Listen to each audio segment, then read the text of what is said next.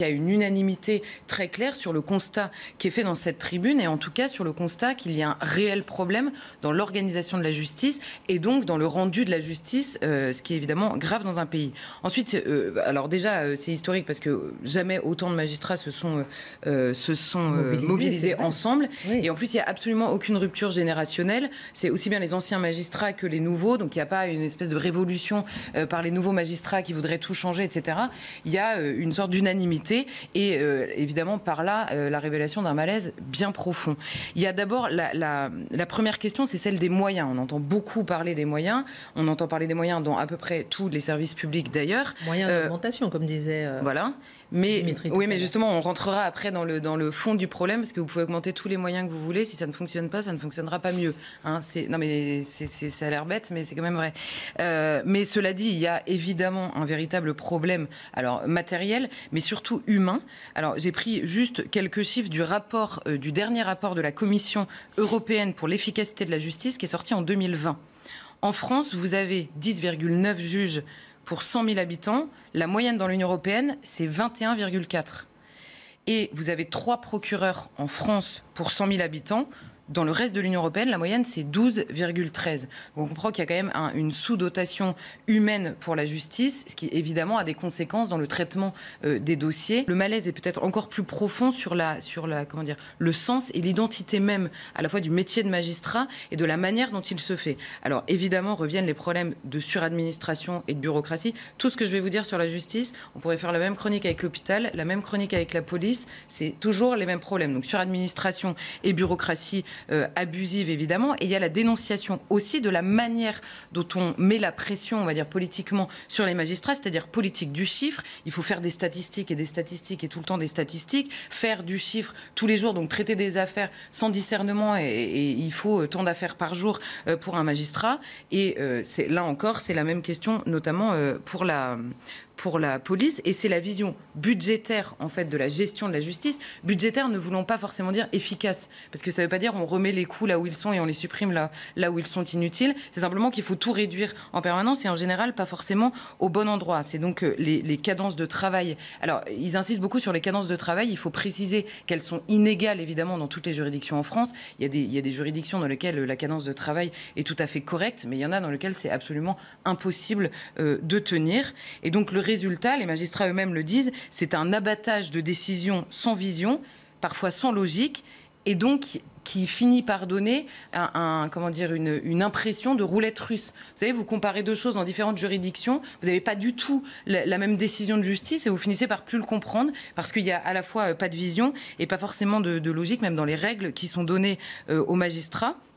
Et d'ailleurs, il y avait un rapport de la Cour des comptes, j'avais noté ça, mais un rapport de la Cour des comptes qui s'attardait sur l'administration de la justice. Et on découvre une administration à la fois indigente, obsolète, sans réforme majeure, avec des problèmes de carrière des magistrats, avec aucun test sur l'évolution des compétences à l'intérieur de la magistrature. Donc tout ça fait évidemment arriver à saturation une profession.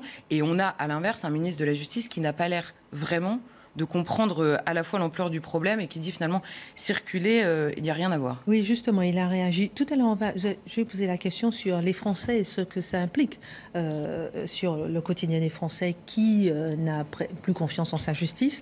Mais pour revenir au ministre de la Justice, il a réagi, il a défendu son bilan, évidemment, mais on a l'impression que ses efforts passent inaperçus. Pourquoi ?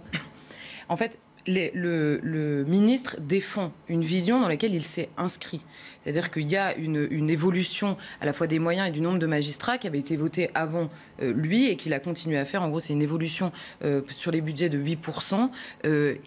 Par exemple, en nombre de magistrats nets cette année, c'est 50 magistrats en plus sur toute la France. Sauf que le problème, c'est qu'il n'y a pas de cartographie réelle des conséquences que ça a dans la magistrature. On ne sait pas sur ces magistrats, en plus, combien seront dans les juridictions ?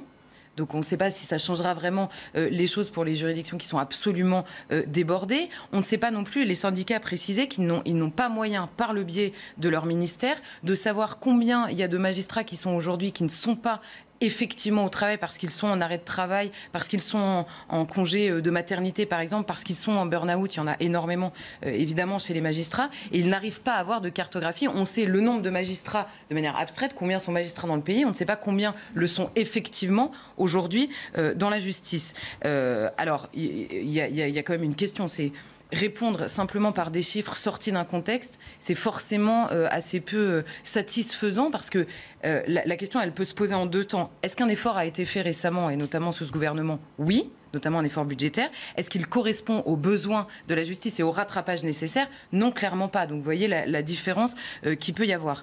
Et ce qui est sûr, c'est que les chiffres qu'on donnait tout à l'heure sur la question, sur le comparatif dans l'Union européenne, appelleraient à reconnaître qu'il y a un déficit, notamment humain. Et alors le ministre nous a encore fait briller sa capacité à nier le réel. Vous vous souvenez, c'est le ministre du sentiment d'insécurité. L'insécurité est un sentiment. Alors là, il a expliqué ce matin, le ministre, devant cette colère quand même unanime, la colère dans le milieu de la justice est plutôt liée à du ressenti qu'à des faits. Donc on retrouve le sentiment d'insécurité, mais là c'est le sentiment de malaise dans la justice. Et encore plus beau, il nous a expliqué que c'était peut-être même une instrumentalisation dans un contexte préélectoral. Je rappelle quand même que c'est ce gouvernement qui, dans le même contexte préélectoral, a organisé des états généraux de la justice. Donc qui instrumentalise quoi ou qui, je ne sais pas. Et par ailleurs, dernière chose, il est chef aussi d'une administration, il n'est pas juste ministre de la Justice, il est chef de l'administration de la justice et il n'a pas reçu les syndicats. Il a reçu quelques signataires de cette tribune qui n'ont pas la légitimité directe, c'est très bien, mais ils n'ont pas la légitimité qu'ont les syndicats devant le ministre. Alors ma dernière question, ma Charlotte, en même temps, les Français ont une confiance très relative dans la justice. On a déjà eu l'occasion d'en parler. Ils ne comprennent pas sa lenteur, ses décisions parfois, son laxisme même. Ont-ils tort ?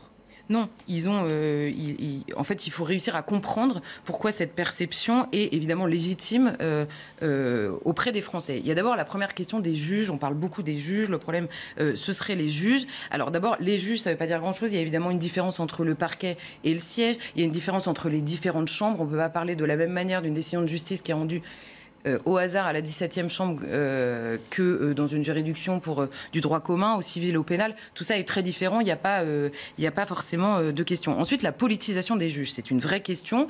Évidemment, le syndicat de la magistrature qu'on cite souvent, qui est très politisé et qui est surtout très médiatique aussi, prend beaucoup la parole. Ils sont inscrits très à gauche. Mais la politisation des juges, en général, elle se pose surtout parce que la carrière, notamment des juges du haut, on va dire, la carrière, elle se fait souvent sur nomination du politique. Donc, qui politise les magistrats, sinon le politique lui-même, qui, en général, quand il est au pouvoir, est assez content de nommer tel magistrat plutôt qu'un autre. Donc, c'est une vraie réflexion à avoir, mais c'est un peu abusif de le faire peser sur le dos de tous les juges en France et d'en oublier la responsabilité du politique.